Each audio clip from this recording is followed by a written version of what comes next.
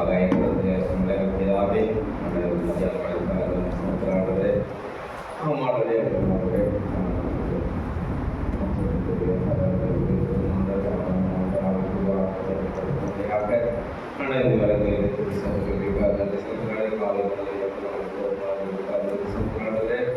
ஆமாண்டே வேதத்தில் அதிசயங்களை காணும்படி என் கண்களை திறந்தவர்களுக்கு தாவீது சொன்னவர்களாக ஆண்டவரே ஆமாண்டவர்கள் கீழ்ப்பவர்களாக ஜெபிக்கிறவர்களாக அவசியவர்களாக ஆண்டவரே இப்போது நான்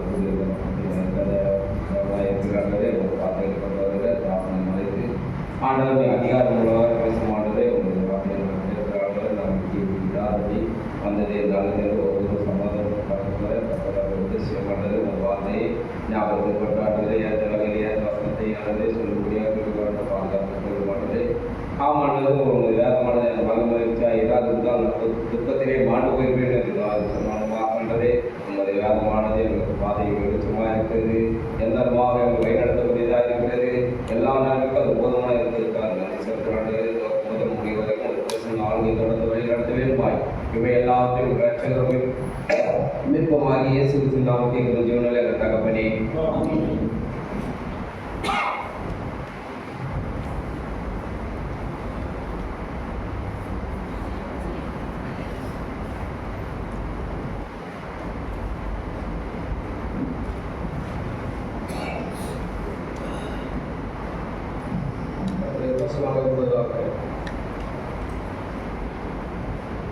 வேண்டுகோளோடு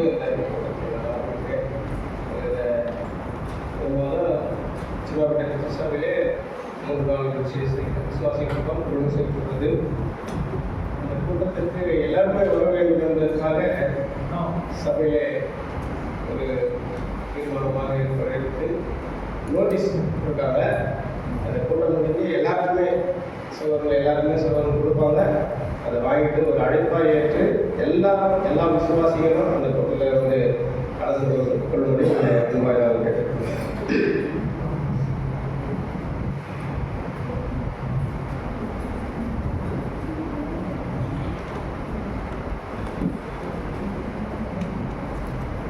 கொடுத்த காரணமாக 1 நாட்கள் புஸ்தகம் 7ஆம் அதிகாரம்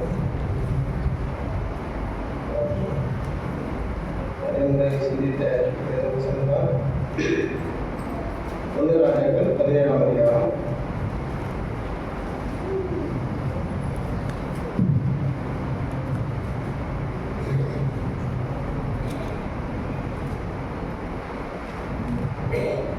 நாம் இருக்கிற காலையிலே நாம் ஜபத்திற்காக கூடிய காரியங்களை நாம் அறிந்தவர்களாக நாம் இருக்கிறோம். இந்த ஜபத்திற்குண்டான அந்த முக்கியத்துவம் என்னென்ன என்பதையும் அதனாலே நாம் பெறக்கூடியதான ஆசீர்வாதங்கள் என்ன என்பதையும் நாம் நன்கு அறிந்து உணர்ந்து ஜபத்திலே நாம் அறிவிப்போம் என்று சொன்னால் அதனாலே நாம் அநேக ஆசீர்வாதங்களை நாம் பெறக்கூடியவர்களாக நாம் இருக்கிறோம். இந்த சம்பவத்தை நாம் வாசிக்கும் பொழுது இங்கே எலியாவை குறித்து நாம் வாசிக்கிறோம். அதாவது ஒரு விசுவாச ஜபமாக இந்த நமக்கு ஒரு போதனையாக இருக்கும். இந்த நிலைமையிலே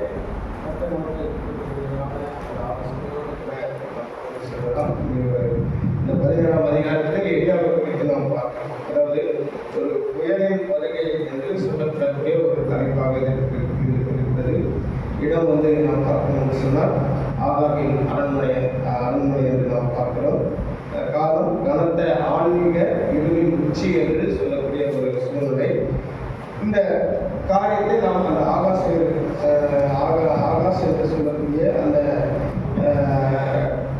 ராஜா கர்த்தருக்கு பிரியமில்லாத காரியங்களை நாம் செய்ததினாலே அந்த காலகட்டத்தில் ஒரு பெரிய ஒரு அதாவது பஞ்ச காலத்தை அங்கே நாம் சந்திக்கக்கூடியவர்களாக நாம் இந்த அதிகாரத்தை நாம் வாசிக்கலாம். 1 ராஜாக்களின் புஸ்தகம் 17ஆம் அதிகாரம் 24 வசனங்கள் இருக்கிறது. அதை வாசித்து நாம் கேலியாத்தின் குடைகளிலே திஸ்பினாக எலியா ஆகாபை நோக்கி, என் வாக்கின்படியின்றி இந்த வருஷங்களிலே பனியும் மழையும் பெய்யாதிருக்கும் என்று இஸ்ரவேல் தேவனாகிய கர்த்தருக்கு முன்பாக இருக்கிற நான் அவருடைய ஜீவனை கொண்டு சொல்லுகிறேன் என்றார். பின்பு கட்டளை வார்த்தை அவனுக்கு உண்டாயிற்று. அவர், நீ விடுத்துவிட்டு கீழ் திசையை நோக்கி போய் யோர்தானுக்கு நேராக இருக்கிற கேரித்தாட்டுண்டையில் ஒளிந்து கொண்டிரு. அந்த ஆற்றின் தண்ணீரை குடிப்பாய். அங்கே உன்னை போஷிக்க காகங்களை கட்டளிடுவேன் என்றார். அவன் போய் கர்த்தருடைய வார்த்தையின்படி யோர்தானுக்கு நேராக இருக்கிற கேரித்தாட்டுண்டையில் தங்கியிருந்தான். காகங்கள் அவனுக்கு விடியற் கடத்தில் அப்பமும் இறைச்சியும் சாயங்காலத்தில் அப்பமும் இறைச்சியும் கொண்டு வந்தது. தாகத்திற்கு அந்த ஆற்றின் தண்ணீரை குடித்தான். தேசத்தில் மழை பெய்யாதபடியினால் சில நாளுக்கு பின்பு அந்த ஆறு வெட்டி போயிற்று. அப்போது கர்த்தருடைய வார்த்தை அவனுக்கு உண்டாயிற்று. அவர், நீ எழுந்து சீதோனுக்கு அடுத்த சாரிபாத் ஊருக்கு போய் அங்கே தங்கியிரு. உன்னை பராமரிக்கும்படி அங்கே இருக்கிற ஒரு விதவைக்கு கட்டளையிட்டேன் என்றார். அப்படியே அவன் எழுந்து சாரிபாத்துக்கு போனான். அந்த பட்டணத்தின் ஒளிமுக வாசலுக்கு அவன் வந்தபோது அங்கே ஒரு விதவை விறகு பொறுப்பிக் கொண்டிருந்தார். அவன் அவனை பார்த்து கூப்பிட்டு, நான் குடிக்கிறதுக்கு கொஞ்சம் தண்ணீர் ஒரு பாத்திரத்தில் எனக்கு கொண்டு வா என்றான். கொண்டு வர அவன் போகிற போது அவன் அவனை நோக்கி கூப்பிட்டு, கொஞ்சம் அப்பமும் உன் கையிலே எனக்கு கொண்டு வா என்றான். அதற்கு அவன், பானையில் ஒரு பிடிமாவும் கலையத்தில் கொஞ்சம் எண்ணெயுமே அல்லாமல் என்னிடத்தில் ஒரு அடையும் இல்லை என்று உன்னுடைய தேவனாக கட்டளை ஜீவனை கொண்டு சொல்லுகிறேன். இதோ நானும் என் குமாரனும் சாப்பிட்டு செத்து போக அதை எனக்கும் அவனுக்கும் ஆயத்தப்படுவதற்கு 2 விறகு பொறுக்குகிறேன் என்றார்.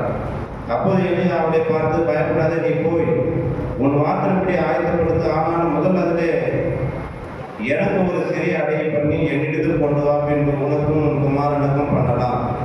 கர்த்தர் தேசத்தின் மழையை கட்டளையிடும். நான் மட்டும் பானையில் மாசடைந்து போவதும் இல்லை, கலசத்தில் என்னை குறைந்து போவதும் இல்லை என்று இஸ்ரவேல் தேவனாகிய கர்த்தர் சொல்லுகிறார் என்றான். அவள் போய் எலியாவின் சொற்படி செய்தார். அவளும் இவனும் அவள் வீட்டாரும் அநேக நாள் சாப்பிட்டார்கள்.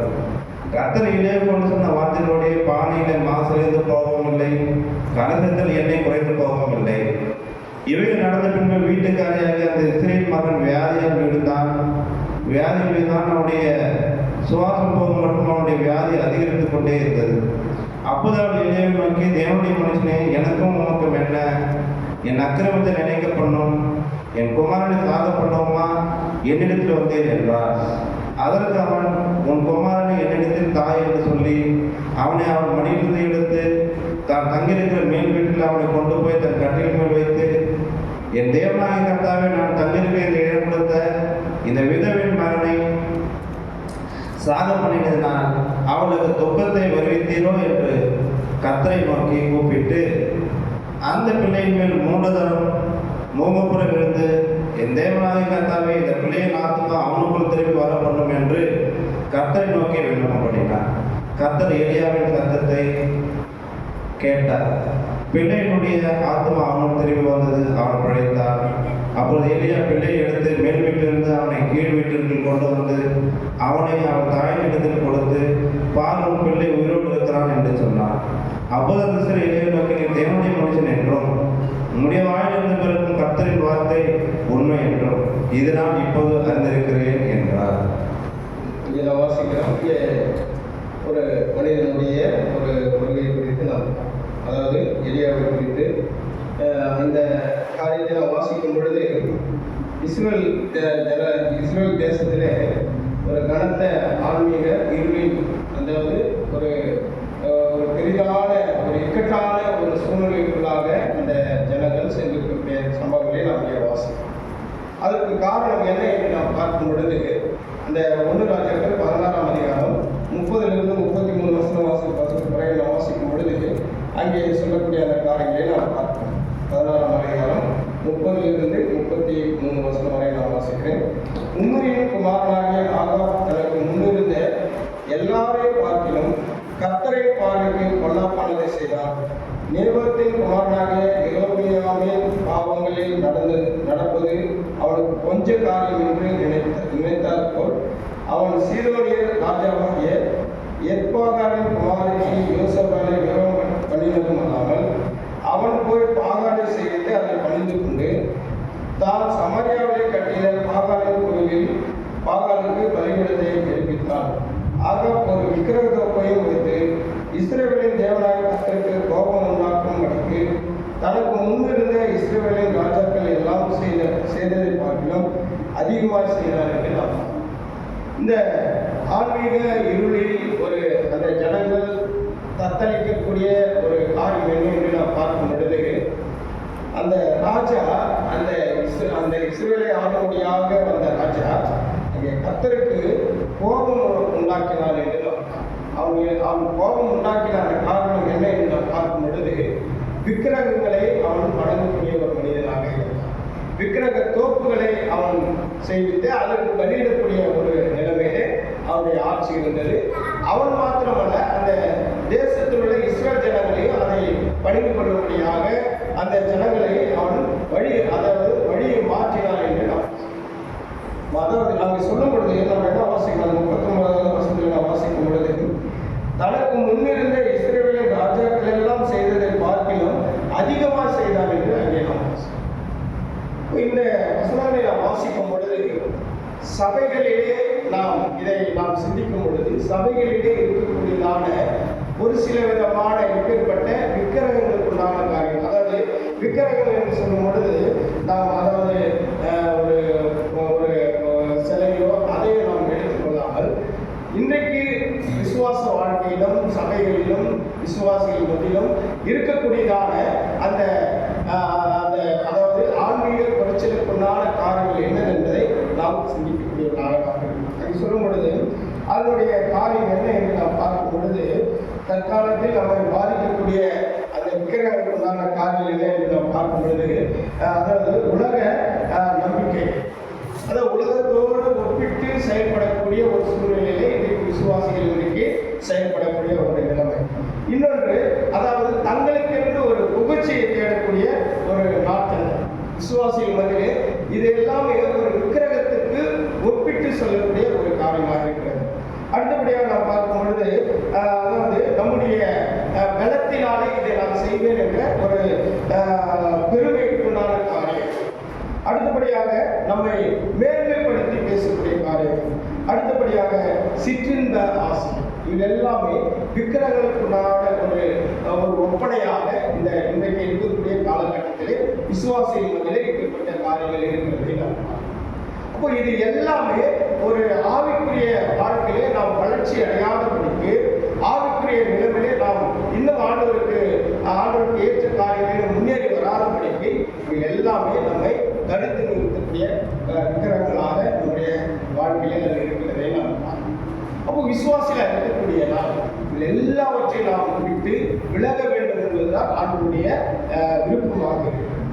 இப்போ ஆண்டவர் நம்மை தெரிந்து கொண்டதின் காரணம் என்ன என்று நாம் பார்க்கும்போது அவருக்கு உண்மையுள்ள பிள்ளைகளாக, அவருக்கு பயந்து கீழ்ப்படிந்து நடக்கக்கூடிய பிள்ளைகளாக, அவருடைய கட்டளைகளை நாம் சரியாக கைக்கொண்டு நடக்கக்கூடிய பிள்ளைகளாக இருக்க வேண்டும் என்பதுதான் ஆண்டவருடைய விருப்பமாக இருக்கிறது.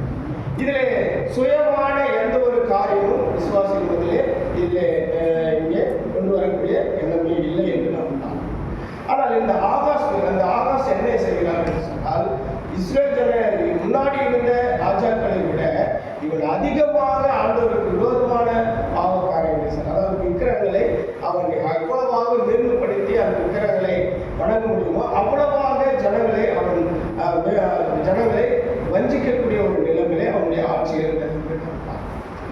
அந்த காலகட்டத்தில் இருந்து இருக்கக்கூடிய அந்த காலகட்டத்திலே அந்த பெரிதான அந்த அதாவது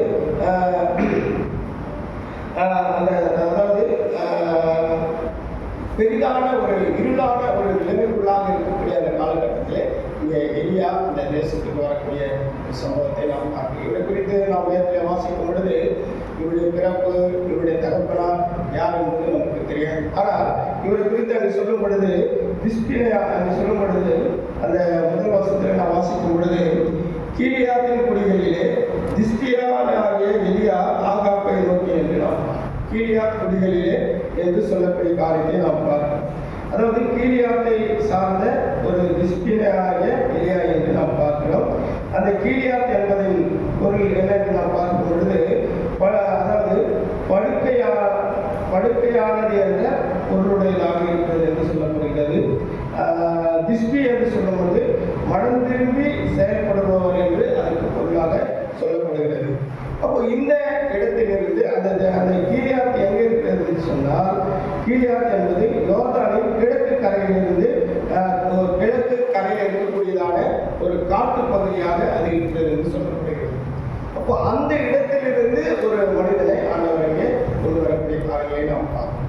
இவருடைய விசுவாசம், இவர் ஆண்டவர்கள் வைத்திருக்கக்கூடிய இருக்கக்கூடிய அந்த விசுவாசம் அது எவ்வளவு ஒரு உறுதியான ஒரு விசுவாசமாக இருக்கிறது என்பதை தான் நாம் இந்த வேதத்திலே நாம் கற்றுக்கொள்ளக்கூடியவர்களாக நாம் இன்றைக்கு நாம் விசுவாசத்தில் இருக்கக்கூடியதான் இன்றைக்கு காலையில நாம் ஜபத்திற்காக நாம் கூறுகிறோம். இப்போ நாம் கூறும் பொழுது நம்மிடத்திலே அந்த ஏக சிந்தை அந்த ஒரு மனம் அவசியமான ஒரு காரியம். அந்த ஏக மனமும் ஏக சிந்தையும் இல்லாமல் நாம் ஒரு காரியத்திலே நாம் ஜெபிக்கக்கூடிய அந்த காரியங்களிலே நாம் செயல்படுவோம் என்று சொன்னால் அதனால நாம் எந்த ஒரு பலனையும் நாம் பெற முடியாது. ஒரு அதாவது சபையிலே நாம் கூடி வரும் பொழுது அதில் ஏக சிந்தை ஒரு மனம் அவசியமான ஒரு காரியமாக இருக்கும்.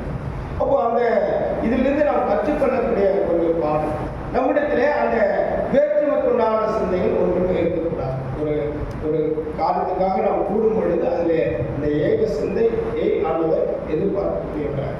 ஒரு சம்பவத்தை நாம் வாசிக்கும் பொழுது சாலமன் ராஜா அந்த தேவாலயத்தை கட்டி முடித்த பிற்பாடு அந்த பிரதிஷ்டை பண்ணக்கூடிய அந்த சூழ்நிலையை நாம் இங்கே வேதத்திலே நாம் வாசிக்கிறோம். அந்த 1 5ஆம் அதிகாரத்திலே நாம் வாசிப்போம் என்று சொன்னால் அங்கே சொல்லக்கூடிய அந்த சம்பவங்களை நாம் அப்போ அப்படி இருக்கும் பொழுது அந்த பிரதிஷ்டை நாளிலே அங்கே பூரிகைகளை ஊதும்படியாக கிட்டத்தட்ட ஒரு 120 பேர் அங்கே பூரிகளை ஊதும்படியாக அவர் கூடியிருந்தார்கள்.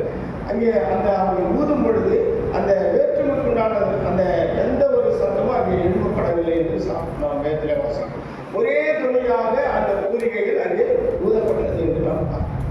அப்படி ஊதும் பொழுது அந்த ஒரே துணையாக ஊதும் பொழுது ஆண்டுடைய மகிமை அந்த தேவாலயத்தை அங்கே மூடிட்டு என்று நாம் வேதத்திலே வாசிக்கிறோம். அங்கே ஆசாரியர்கள் இன்று ஊழியம் செய்ய முடியாத அளவுக்கு ஆண்டுடைய மகிமை அந்த இடத்தை நிரப்பிச்சு என்று நாம் வேதத்திலே வாசிக்கிறோம். இந்த சம்பவத்தை நாம் சிந்திக்கும் பொழுது அந்த ஏக சிந்தையுடைய ஒரு நிலைமையோடு கூட அந்த ஒரே துணியாக அந்த எக்காலம் ஊதக்கூடிய அந்த பூரிகை ஊதக்கூடிய அந்த மனிதர்கள் ஒரே துணியாக அங்கே ஊதினார்கள் என்று அங்கே சொல்லக்கூடிய சம்பவத்தை நாம் பார்க்கிறோம். இப்போ இதை நாம் கற்றுக்கொள்ளக்கூடிய காரணம் விசுவாசியாக இருக்கக்கூடிய நாம் ஜபத்திற்காகவோ அல்லது வேற ஒரு காரியத்திற்காக நாம் கூறும்போது அதில் ஒரு ஏக சிந்தை ஒரு மனம் அவசியமாக ஆண்டவர் அதை எதிர்பார்க்கிறார். நாம் ஆரம்பத்திலே நாம் பார்க்கும் பொழுது அந்த எருசலேமில் கூடிய அந்த சபையான குறித்து நாம் வேதத்தில் வாசிக்கும் பொழுது அவர் ஒரே சிந்தையுடையவர்களாக இருந்தார், ஒரே எண்ணம் உடையவர்களாக இருந்தார், ஒரே நோக்கத்துக்காக அவர் செயல்படக்கூடியவர்களாக இருந்தார். அதனால அந்த சபை எவ்வளவாக ஆசீர்வதிக்கப்பட்டது என்று நாம் வேதத்தில் வாசிக்கலாம். அப்போஸ்தலர் நடவடிக்கைகள் 2ஆம் அதிகாரத்தில் நாம் வாசிப்போம் என்று சொன்னால் அவருடைய அந்த ஏக சிந்தையுடைய அந்த உடைய நிலைமையிலும் ஒரே நிலைமையிலே அவர்கள் செயல்படக்கூடிய அந்த நிலைமையிலும் அந்த சபை எவ்வளவாக ஆசீர்வதிக்கப்பட்டது என்று நாம் பார்க்கிறோம். இப்போ அப்படியாக விசுவாசிகள் இருக்கக்கூடிய நம்மிடத்தில் இருக்கக்கூடியதான இப்பேற்பட்ட அந்த ஏக சிந்தையுடைய ஒரு நிலைமைக்குள்ளான ஒரு இல்லாத ஒரு சூழ்நிலைக்குள்ளாக நாம் கூடி வரும்போது அதனாலே எந்த ஒரு நாம் நன்மையும் பெற முடியாது. இங்கே அந்த எலியா அந்த இந்த காரியங்களை நாம் பார்க்கும்போது இப்பேற்பட்ட விக்கிரகங்களுக்குண்டான காரியங்களை நாம் விளக்கி நாம் கர்த்தரோடு கூட நாம் ஐக்கியப்பட்டிருக்கிறோம் என்று சொல்லக்கூடிய நாம் அந்த ஒரே சரீரத்தோடு ஒப்புருவாக்கப்பட்ட பிள்ளைகளாக இருக்கக்கூடிய நாம் ஒரே சிந்தைகளுக்காக நாம் செயல்பட வேண்டிய பிள்ளைகளாக எந்த ஒரு சூழ்நிலையிலும் சரி எப்பேற்பட்ட ஒரு காரியமாக இருந்தாலும் சரி சபையிலே அந்த ஏக சிந்தை இருக்குமே என்று சொன்னால் அந்த சபையினுடைய காரியம் எல்லாமே ஆண்டவர் ஆசீர்வதிக்கக்கூடிய தேவனாக இருக்கிறார் என்று நாம் பார்க்கிறோம். இங்கே நாம் வாசிக்கும் பொழுது அந்த அந்த அந்த அந்த ரெசிபி அந்த எலியாவை குறித்து நாம் வாசிக்கும் பொழுது இவர் திடீரென நாம் இங்கே தரிசிக்கக்கூடியவர்களாக நாம் இருக்கிறோம். அவர் வரும் பொழுது அங்கே சொல்லக்கூடியதான அந்த காரியங்களை குறித்து தான் அங்கே வாசிக்கக்கூடியவர்களாக அவருடைய விசுவாசத்தினுடைய அந்த காரியம், அதாவது தேவனுடைய சித்தத்தை செயல்படுத்தக்கூடியவரான ஒரு நிலைமையிலே அவருடைய நடக்கைகள் இருப்பதை நாம் அங்கே நாம் வாசிக்கும் பொழுது அந்த 1ஆம் வசனத்தை நாம் வாசிக்கும் போது கீழையாத்தின் குடிகளிலே திஸ்பியனாகிய எலியா ஆகாபை நோக்கி என் வாக்கின்படியே அன்றி இந்த வருஷங்களில் பனியும் மழையும் பெய்யாது இருக்கும் என்று இஸ்ரவேலின் தேவனாய் கர்த்தருக்கு முன்பாக நிற்கின்ற நான் அவருடைய ஜீவனை கொண்டு சொல்லுகிறேன் என்றார். இங்கே அந்த தேசத்திலே இருக்கக்கூடிய பஞ்சத்தை குறித்து அவன் அங்கே முன்கூட்டியே அறிவிக்கக்கூடிய ஒரு சம்பவத்தை நாம் பார்க்கிறோம். இந்த பஞ்சம் வருவதற்கு உண்டான காரணம் என்னதென்றால் அந்த 16ஆம் அதிகாரம் அந்த 30 33 வசனங்களை நாம் வாசிக்கிறோம். அந்த ஜனங்கள் அங்கே விக்கிரகங்களுக்கு தங்களை செவிசாய்க்கக்கூடிய ஜனங்களாக மாறிவிட்டார். இஸ்ரவேல் ஜனங்களை குறித்து நாம் வேதத்தில் வாசிக்கும் பொழுது அவர்கள் கர்த்தரால் தெரிந்து கொள்ளப்பட்ட ஜனங்கள் என்றும் கர்த்தர் அவர்களை எவ்வளவாக அந்த வனாந்தரத்திலே அவர்களை எவ்வளவாக வழிநடத்தினார் என்பதை நாம் வேதத்தில் நாம் அறிந்திருக்கிறோம். அவர்களுக்கு எந்த ஒரு குறையும் இல்லை என்று நாம் அவர்களை ஒரு ஆசீர்வாதமான ஒரு தேசத்திலே ஆண்டவர் அவர்களை கொண்டு வந்து அங்கே குடியிருக்கும்படியாக செய்தார் என்று நாம் அடிமைகளாக இருந்த அந்த ஜனங்களை ஆண்டவர் அந்த கானான் தேசத்தை கொண்டு வந்து அவர்களுக்கு சுதந்திரமாக அந்த தேசத்தை கொடுத்தார். அவர்களுக்கு என்னென்ன தேசம் தேவைப்பட்டதோ அந்த தேசத்தை அவர் மன விருப்பத்தினுடைய ஆண்டவர் கொடுத்தார் என்று நாம் அப்படி கொண்டு வந்த அந்த ஜனங்கள் ஆண்டவர் கொடுத்த அந்த மாபெரும் மகத்துவமான காரியங்களை அவர் மறந்து ஆண்டவர் எதை வேண்டாம் என்று ஆண்டவர் அவர்கள் கட்டளையாக கொடுத்தாரோ அதை மறுபடியும் அவர்கள் அதை பின்பற்றக்கூடிய வழியாக ஆண்டவர் மோசத்தில் சொல்லும்போது இந்த ஜனங்கள் வடங்காக்கடுத்துள்ள ஜனங்கள், இந்த ஜனங்களை நான் நிர்மூலமாக்கி போட்டு நான் உன்னை பெரிய ஜாதியாக என்று சொல்லக்கூடிய சம்பவங்களை நாம் பார்க்கலாம். அந்த ஜனங்கள் வணங்காக்கடுத்துள்ள ஜனங்களாக மாறிப்போனார். ஆண்டவருடைய கற்பனையை மீறி நடக்கக்கூடிய பிள்ளைகளாக மாறிப்போனார். ஆண்டவர் கொடுத்த அந்த தேசத்தை அவர்கள் தீட்டுப்படுத்தக்கூடிய ஜனங்களாக மாறிப்போனார். அந்த தேசத்தில் இருக்கக்கூடியதான அந்நிய ஜனங்களை அவர்கள் விரட்டி அதை துரத்தி அவர்கள் மறுபடியும் அந்த ஜனங்களோடு கூட அவர்கள் இணையாதபடிக்கு கர்த்தர் அவர்களை விரட்டி அடிக்கக்கூடிய சம்பவங்களை நம்ம இஸ்ரவேல் ஜனங்களும் மறுபடியும் அந்த அந்நிய தெய்வங்களையும் அந்நிய ஜனங்களோடு கூட தங்களை இணைத்துக் கொள்ளக்கூடிய மொழிகளாக மாறிவிட்டார். அந்த தேசத்துக்கு வரக்கூடியதான அந்த பஞ்சத்தை குறித்து தான் நம்ம பேசுகிறோம். அந்த பஞ்சம் வருவதற்குண்டான காரணம் இதுவாக கர்த்தருக்கு பயப்படுகிற பயம் அவர்களிடத்தில் இல்லாத இருந்தது. கர்த்தருக்கு கீழ்ப்படியக்கூடிய அந்த கீழ்ப்படிதல் இல்லாத இருந்தது. கர்த்தருடைய வாக்கு அவர்கள் மீறி நடக்கக்கூடிய ஜனங்களாக இருந்தது. அதனால் அவ்வளவு பெரிதான ஒரு பஞ்சத்தை அவர்கள் சந்திக்க வேண்டிய ஒரு சூழ்நிலை இருந்தது. அவர்கள் இவ்வளவு பஞ்சம் வந்தும் அவர்கள் ஆண்டவரை ஏற்க மனதில்லாத நிலையிலாக இருந்தது. அதான் அங்கே அவர் சொல்லும் பொழுது 1 ராஜாக்கள் அதே 18ஆம் அதிகாரம் 21ஆம் வசனத்தில் நாம் வாசிக்கும் பொழுது அங்கே எலியா அந்த ஜனங்களை பார்த்து சொல்லும் பொழுது 18:21 அப்பொழுது எலியா சகல ஜனத்தண்டைக்கும் வந்து நீங்கள் எந்த மட்டும் 2 நினைவுகளால் குந்தி நடப்பீர்கள். கர்த்தர் தெய்வமானால் அவரை பின்பற்றுங்கள், பாகால் தெய்வமானால் அவனை பின்பற்றுங்கள் என்றார். ஜனங்கள் பிரதித்திரமாக அவனுக்கு ஒன்றும் சொல்லவில்லை. ஒரு மட்டமான சிந்தையுடைய ஜனங்களாக கர்த்தர் அவருக்கு செய்த நன்மையான எல்லா காரியத்தையும் அவர்கள் மறந்து போன ஜனங்களாக இன்னைக்கு சுவாசில இருக்கக்கூடிய நாம கூட நம்மை சற்று நம்மை பார்க்கும் பொழுது அந்த நம்முடைய வாழ்க்கையை ஆய்வு செய்த நன்மைகள் ஏராளம் என்று இன்றைக்கு நாம் தேவனுடைய பிள்ளைகள் என்று சொல்லக்கூடிய பாக்கியத்தை நாம் பெற்றுக்கிறோம் என்று சொன்னால் இது எவ்வளவு பெரிதான ஒரு பாவம் சாத்தியமான நம்மை குறித்து வேறு சொல்லும் பொழுது நாம் அந்நியர்கள், பரதேசிகள், தேவனை சேராத ஜனங்கள், தேவாலயத்துக்கு புறம்பாக்கப்பட்ட ஜனங்கள் என்று வேத நம்மை குறித்து சொல்லக்கூடியது.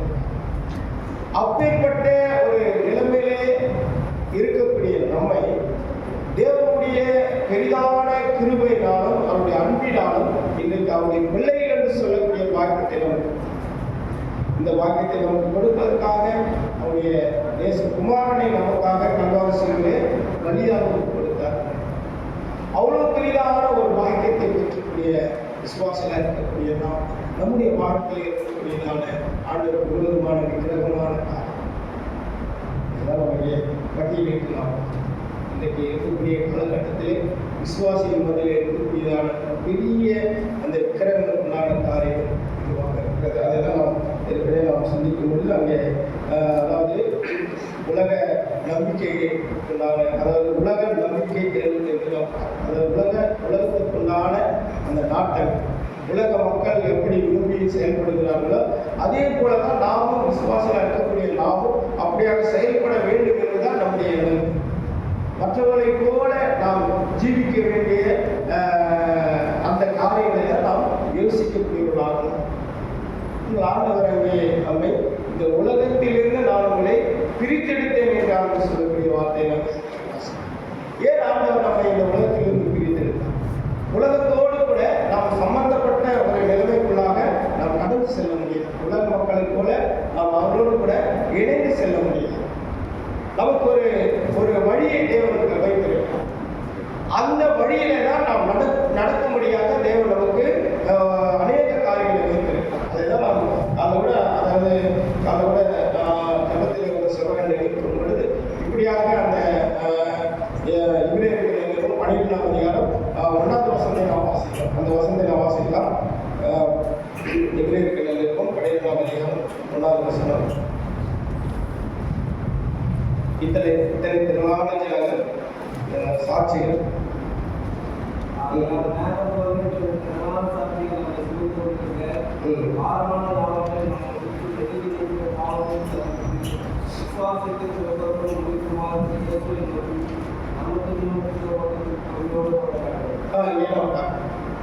இத்தனை ஏகம் போன்ற இத்தனை திரளான சாட்சிகள் நம்மை சூழ்ந்து கொண்டிருக்கிறேன். அந்த சாட்சிகள் என்ன? அதற்காக தங்களை முழுமையாக அர்ப்பணித்த சாட்சிகளை இத்தனை திரளான சாட்சிகள் இந்த உலகத்திலிருந்து பிரித்தெடுத்த ஒரு வாழ்க்கையை வாழ்ந்து கர்த்தருக்காக தங்களை அர்ப்பணித்த மனிதனுடைய காரியங்களை நம்பிக்கை. அதுதான் விசுவாசத்தில் இருக்கக்கூடிய நமக்கு அது கொடுக்கப்பட்ட இந்த உலகத்திலிருந்து கர்த்தர் நம்மை பிரித்தெடுத்து அந்த பிரித்தெடுக்கப்பட்ட அந்த வாழ்க்கைக்குள்ளாக நாம் கடந்து வரக்கூடியவர்களாக உலகத்தோடு கூட நாம் இணைந்து நாம் செயல்பட முடியாது. உலக மக்களைப் போல நாம் வாழ முடியாது. உலகத்தாரை போல நாம் எல்லா காரியத்தையும் நாம் செயல்படுத்த முடியாது. விசுவாசிகள் உலக காரியங்களுக்காக தங்களை எவ்வளவாக இணைத்துக் கொள்ளக்கூடியவர்கள். உலகத்தோடு கூட இன்றைக்கு ஒன்றி செயல்பட வேண்டிய காரியங்கள் இன்றைக்கு அதிகமாக விசுவாசிகள் இன்றைக்கு செயல்படக்கூடியது. அப்பேற்பட்ட ஆட்கள் நம்முடைய வாழ்க்கையில் இருக்கும் என்று சொன்னால் அதை நாம் தவிர்த்து அப்பேற்பட்ட விக்கிரகங்களை நாம் விலக்கி கர்த்தருக்கு பிரியமான காரியங்களை நாம் யோசித்து கர்த்தர் நம்மிடத்தில் எதிர்பார்க்கக்கூடிய அந்த ஆவிக்குரிய அந்த காரியங்களிலே நாம் செயல்படக்கூடியவர்களாக நாம் இருக்க வேண்டும் என்று நாம். அடுத்தபடியாக அதாவது புகழ்ச்சிக்குண்டான நாம், அதாவது இந்த உலகத்திலே நாம் மேன்மையான ஒரு நிலைமைக்குள்ளாக நாம் இருக்கிறோம். மற்றவர்களை பார்க்கணும் நாம் மேன்மையுள்ளவர்களாக இருக்கிறோம். மற்றவர்களை பார்க்கணும் நான் தான் முதலிடத்திலே நான் இருக்கக்கூடிய மகளாக இருக்க வேண்டும் என்று இன்றைக்கு விசுவாசிகள் வாழ்க்கையிலே அது தொற்று நோயாக அது செயல்படுகிறது. அதற்கு ஆண்டவர் இங்கே இடம் கொடுப்பதில்லை. தன்னை தாழ்த்துகிறவர் உயர்த்தப்படுவார், தன்னை உயர்த்துகிறவர் தாழ்த்தப்படுவார் என்று வேதத்திலே நாம் வாசிக்கிறோம். கர்த்தருடைய சித்தம் யாரை உயர்த்த வேண்டும் என்பது அது அவருடைய சித்தமாக இருக்கிறது. அவருடைய பலத்த கருத்துக்குள்ளாக நாம் அடைந்து வரும் பொழுது அவர் கட்டளைக்குள்ளான காரியங்களிலே நாம் முழுமையாக நம்மை அர்ப்பணிக்கும் பொழுது ஆண்டவர் யாரை கொண்டு வர விரும்புகிறாரோ அவரை ஆண்டவர் கொண்டு வரக்கூடியவர். முதலாவது நாம் அவருடைய பலத்த கைக்குள்ளாக நாம் அடங்கி வரக்கூடிய புதிலாக கர்த்தருடைய கட்டளையை சரியாக நாம் கடைபிடிக்காமல் கர்த்தருக்கு ஏற்ற நிலைமையை நம்முடைய வாழ்க்கையை அர்ப்பணிக்காமல் நாம் எல்லாத்தையும் நாம் முதலிடத்தில் நான் இருக்கணும்னு நினைச்சா அது ஒருபோதும் அது சரியான ஒரு காரியம் அல்ல. இன்னைக்கு அநேக சபைகளிலே இது அதாவது மற்ற சபைகளிலே நாம் பார்த்தோம்னு சொன்னால் அதாவது மூப்பர்களுக்கும் ஊழியர்களுக்கும் எந்த ஒரு தகுதியுமே இல்லாமல் இருக்கு. அவர்கள் யாரை விரும்புகிறார்களோ அது அவர்களை மூப்பர்களாக ஊழியர்களாக தேர்ந்தெடுக்கக்கூடிய காரியங்களை ஆனால் நம்முடைய சபையிலே அது செயல்படக்கூடிய ஒரு நிலைமை இல்லை. கர்த்தருக்கு யார் கர்த்தருடைய கட்டளைகளுக்கு யார் முழுமையாக தங்களை அர்ப்பணித்து அவர் பிரியமான நிலைகளே அவரை தங்களை அர்ப்பணிக்கக்கூடிய தான் ஆண்டவர் விசுவாசிகள் மத்தியில் இப்படிப்பட்ட ஒரு புகழ்ச்சியான மேன்மையான காரியம் எதுவும் காணப்படக்கூடாது என்பது ஒரு காரியமாக வலிமை கொண்டாட பெருமை தங்களை மேன்மைப்படுத்தி கொண்டு பெருமை பாராட்டக்கூடிய அந்த சூழ்நிலை இது எல்லாமே விக்கிரங்களுக்கு நான் காரியமாக இருக்கிறது. அப்போ சிற்றின்ப அந்த ஆசை, மேன்மை பாராட்டக்கூடிய காரியம், இது எல்லாமே விசுவாசிகளிடத்தில் இருக்கக்கூடியதான ஒரு விக்கிரங்களுக்கு உண்டான செயல்பாடாக இருக்கிறது. இதிலிருந்து நாம் விளைவிக்கிறோம். அப்படி நாம் இருப்போம் என்று சொன்னால் ஒரு இருண்ட அந்த அதாவது அந்த இருண்ட ஒரு காலகட்டத்திற்குள்ளாக ஆவிக்குரிய வாழ்க்கையிலே நாம் சரியாக செயல்பட முடியாத ஒரு அதாவது கனத்த இருளுக்குள்ளாக வரக்கூடியதான அந்த வறட்சியான ஒரு சூழ்நிலையை தான் சபையிலே நாம் பார்க்கக்கூடிய இப்படிப்பட்ட நிலைமையிலிருந்து கத்திரத்திலே நாம் நன்மைகளை பெற வேண்டும் என்று சொன்னார். விசுவாசத்தில் இருக்கக்கூடிய நாம் நம்முடைய வாழ்க்கையில் இருக்கக்கூடியதான ஆண்டுக்கு விரோதமான இப்படிப்பட்ட காரியங்களை நாம் விலகி நாம் சபையாளோடு கூட இணைந்து சபையிலே எடுக்கக்கூடிய அந்த முடிவுகளிலே நாம் சரியாக அதை நாம் இணைத்து செயல்படும் பொழுது அதில் நாம் அநேக நன்மைகளை நாம் பெறக்கூடிய காரணம். இந்த ஜனங்களிடத்தில் அங்கே எளியா கேட்கப்படுகிறது, எதுவரைக்கும் நீங்கள் அங்கே குந்தி நடப்பீர்கள் என்று அங்கே சொல்லக்கூடிய அங்கே சொல்லும் பொழுது எளியா சகல ஜனத்திற்கு வந்து நீங்கள் எந்த மட்டும் 2 நினைவுகளாக குந்தி 2 நினைவுகள். அது நான் வேதத்திலே வாசிக்கும் பொழுது 2 எஜமான்களுக்கு ஊழியம் செய்ய முடியாது. யாராயிரம் ஒருத்தரை விழுத்து ஒருத்தரை அந்த 2 எஜமான்கள் யார் என்று நாம் பார்க்கும் பொழுது உலகத்திலே இருக்கக்கூடியதான எஜமானை என்று நாம் பார்க்கும் பொழுது பிசாசானை குறிப்பிடுவதை நாம் இதை உலகத்தில் அறிஞர் வருகிறார், அவனுக்கு என்னிடத்தில் ஒன்றுமே என்று ஆண்டு சொல்லக்கூடிய வார்த்தை. அப்போ உலகம் முழுவதும் எனக்கு கொடுக்கப்பட்டிருக்கிறது, என்னை நீ பணிந்து கொண்டால் இது எல்லாத்தையும் நான் உங்களுக்கு கொடுக்கிறேன் என்று பிசாசான ஆண்டத்தில் சொல்லக்கூடிய வார்த்தைகளை நம்ம. அப்போ இந்த உலகம் முழுவதும் பல்லாக்கணும் இருக்கிறது. ஒன்று பிசாசானை குறிப்பிட வேண்டும் அல்லது கர்த்தரை வார்த்தை. நாம் யாருடைய பிள்ளைகளாக? இந்த இஸ்ரவேல் ஜனங்கள் 2 பேரையும் திருப்திப்படுத்தும்படியான ஒரு எண்ணமுடையவர்களாக இருக்கிறார். அதுதான் அங்கே எலியா அதை கண்டிக்கக்கூடிய வகையிலே எதுவரைக்கும் கண்டிக்கின்றனர். யார் உங்களுக்கு யார் உங்களை இவ்வளவு பெரிதான இந்த தேசத்துக்குள்ளாக கொண்டு வந்த தேவன் யார்? யார் உங்களுக்காக அநேக ஜனங்களிடத்திலே உங்களுக்கு அந்த சோதனைகளிலிருந்து உங்களை காப்பாற்றிய தேவன் யார்? அதை உணர்ந்து நீங்கள் செயல்பட வேண்டும் என்று எலியா அந்த ஜனங்களிடத்திலே கேட்கின்றார்கள். இந்த பஞ்சத்தின் மூலமாக இந்த பஞ்சம் வருவதற்குண்டான அந்த சூழ்நிலை, இப்பேற்பட்ட சபைகளிலே இப்பேற்பட்ட குறைபாடுள்ள ஒரு பஞ்சம் வருவதற்குண்டான காரியம் என்ன என்பதை நாம் பார்க்கும் பொழுது ஒரு சில வசனங்களை நாம் வாசிக்கலாம். புலம்பலுக்கு இருக்கும். இந்த புலம்பல் 5ஆம் அதிகாரம் 10ஆவது வசனத்தை நாம் வாசிக்கும் பொழுது,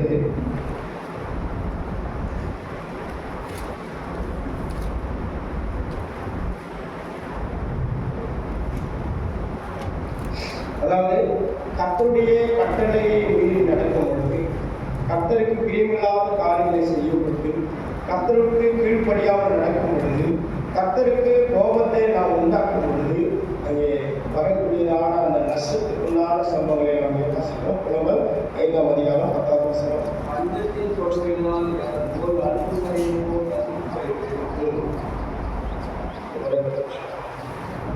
புலம்பல் 5ஆம் அதிகாரம் 10ஆவது வசனம் சொல்லும் பொழுது, பஞ்சத்தின் கொடுமையினால் எங்கள் தோல் அடுப்பங்கரையை போல் கருத்து போயிற்று என்று சொல்லும். அதாவது அடுப்பங்கரையினுடைய அந்த கறி அது எவ்வளவாக கருகி இருக்கக்கூடிய ஒரு சூழ்நிலையாக இருக்கிறதோ அந்த வண்ணமாக எங்களுடைய தோள்கள் அப்படியாக மாறி இருக்கிறது என்று சொல்லக்கூடிய அந்த பஞ்சத்தின் கொடுமை. அந்த பஞ்சம் எப்படி வந்தது? யாரால் வந்தது? ஆண்டவர் உங்களை எவ்வளவாக ஆசீர்வதித்தார்? அவர்கள் ஆண்டவர்களுக்கு கொடுத்த அந்த தேசத்தினுடைய அந்த நன்மைகள் என்ன?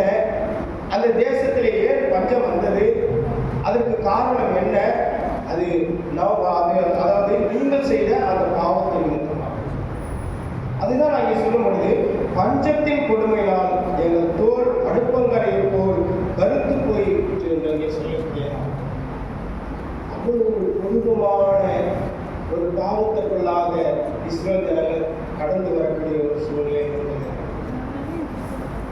ஆண்டவரை அவர்கள் மறந்ததினால், ஆண்டவரை அவர் விட்டு விலகினதினால், ஆண்டவருக்கு கொடுக்க வேண்டிய கனத்தை அவர் கொடுக்காமல் அந்நிய தெய்வங்களுக்கு தங்களுடைய காணிக்கைகளை அவர் செலுத்தினதினாலே அவருக்கு வந்த ஒரு பெரிதான சாபத்துக்குண்டான ஒரு வார்த்தையை அடுப்பங்காரை போல அங்கே சொல்லப்படுது. அடுப்பங்காரை போல் கருத்து போயிற்று என்று அங்கே சொல்லப்படுகிறார். ஒரு கொடூரமான ஒரு விலங்குகளாக இஸ்ரவேலுடைய வாழ்க்கை கடந்து வரக்கூடிய சூழ்நிலை. இன்னொரு வசனத்தை நான் வாசிக்கும் போது அங்கே கர்த்தரால் வரக்கூடியதான அந்த தண்டனை எசேக்கியேல் 6ஆம் அதிகாரம் 11ஆம் வசனம்.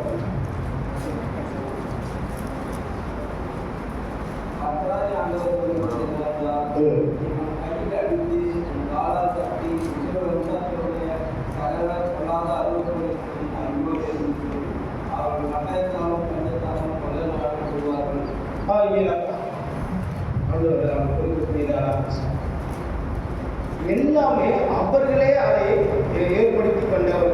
ஆண்டவர் அவர்களுக்கு அந்த சாபத்தை கொடுக்கிறார். அவர்கள் அவர்களுக்கு விரோதமாக செயல்பட்டதினாலே தான் இந்த சாபத்தை ஆண்டவர்களுக்கு வரும்படியாக கட்டளை கொடுக்கக்கூடியது. இதே மூலமாக தான் சபைகளிலே இன்றைக்கு நிலவக்கூடிய சம்பவங்களை நாம் பார்க்கும் பொழுது இன்றைக்கு விசுவாசிகள் சரியான ஆகக்கூடிய நிலவுகளாக கடந்து வர முடியாத சூழ்நிலை. அநேக விதமான சபைகளில் அநேக விதமான பிரச்சனைகள், அநேக விதமான குழப்பங்கள், அநேக விதமான அதாவது ஒரு சில விதமான போராட்டமான சூழ்நிலை. இவங்க எல்லாமே சபைகளில் வருவதற்கு காரணம் என்ன என்று நாம் பார்க்கும்போது ஆவிக்குரிய அந்த அந்த அந்த அந்த நிலவுக்குள்ளாக விசுவாசிகள் கடந்து வராத ஒரு சூழ்நிலை. கர்த்தர் நம்மை மீட்பதற்காக தம்முடைய ரத்தத்தை விலைக்கிரயமாக நமக்காக கொடுத்திருக்கிறார் என்பதை நாம். ஆனால் அப்படியாக ஒரே பரிசுத்தமான ரத்தத்தினால் மீட்கப்பட்ட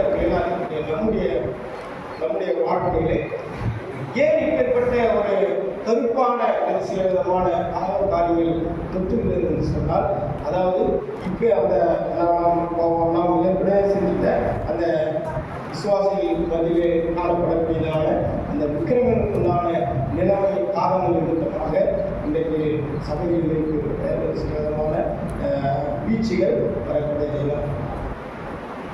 ஆகவே நாம் எழுந்து விடாத நாம் ஜாக்கிரதையுடையவர்களாக கர்த்தர் நம்மை மீட்டுக் கொண்ட அந்த மாதம் அந்த பாக்கியத்தை நாம் எண்ணி கர்த்தருக்கு நாம் உண்மையான ஒரு கிறிஸ்துவ வாழ்க்கைக்குள்ளாக நாம் கடந்து வரும்பொழுது அதில் நாம் அநேக ஆசீர்வாதங்களை நாம் பெறக்கூடியவர்களாக ஒரு சில காரியங்கள் சபைகளிலே வரும் பொழுது அதை நாம் சரியாக அதை கை கொண்டு அதை நாம் சரியான நிலையில் சரியான நோக்கத்தோடு கூட அதை நாம் செயல்படுத்தும் பொழுது கர்த்தர் நம்மை ஆசீர்வதிப்பார். விசுவாசியில் இருக்கக்கூடிய அந்த இஸ்ரேல் தேசத்திலே வந்த அந்த பஞ்சத்துக்கு உண்டான காரணங்கள் என்ன என்று நாம் பார்க்கும்போது இஸ்ரேல் ஜனங்கள் செய்த அந்த பாவத்தை ஆண்டவருக்கு கொடுக்க வேண்டிய அந்த கனத்தை அவர் கொடுக்காமல் அவரை மகிழ்ப்படுத்த வேண்டிய ஜனங்கள் ஆண்டவருக்கு கோபமூட்டிய ஜனங்களாக மாறினார். அந்த ஆகாப் என்று சொல்லக்கூடிய அந்த ராஜா மற்ற இஸ்ரேல் ராஜாக்களை செய்ததை பார்க்கலாம் ஒரு அதிகமாக கர்த்தருக்கு கோபம் உண்டாக்கினார் என்று இங்கே சொல்லப்படுகிறார். அவ்வளவு ஒரு கொடூரமான ஒரு ஆட்சி அவன் செய்யக்கூடிய ஒரு மனிதனாக அந்நிய தெய்வங்களுக்கு தன்னுடைய தூபத்தை காட்ட முடியாத ஒரு நிலைமை அவர்கள் வாழ்க்கை இருந்தது. கர்த்தர் அந்த தேசத்தின் மேல் பஞ்சத்தை வருகின்றதை பார்க்கிறேன். அந்த பஞ்ச காலத்தில் கூட விசுவாசியாக இருக்கக்கூடிய அந்த எலியா ஆண்டவர் எவ்வளவாக போஷித்தார் என்பதற்குண்டான சம்பவங்களை நாம் காகத்தின் மூலமாக ஆண்டவரை போஷித்தார் என்றார். பிற்பாடு ஒரு விதவை மூலமாக அவரை போஷிக்கக்கூடிய காரணங்கள் கர்த்தரை நம்பக்கூடிய மனிதன் ஆண்டவர் ஒருவரும் கைவிடுவதில்லை என்றார். கர்த்தரை சார்ந்த ஒரு விசுவாசி, கர்த்தர் மேல் முழுமையாக நம்பிக்கை உள்ள ஒரு விசுவாசி கர்த்தர் ஒருவரும் அவர் கைவிடாது. இதிலிருந்து நாம் இதைதான் கொடிதான ஒரு பஞ்சம் வந்தால் எப்பேற்பட்ட ஒரு முடியாத ஒரு நிலைமைக்குள்ளாக இருந்தால் விசுவாசில் இருக்கக்கூடிய அகன்று போகலாம். கர்த்தர் மேல் நாம் வைத்திருக்கக்கூடிய அந்த நம்பிக்கை விட்டு நாம் விலகாதபடி எந்த சூழ்நிலையிலும்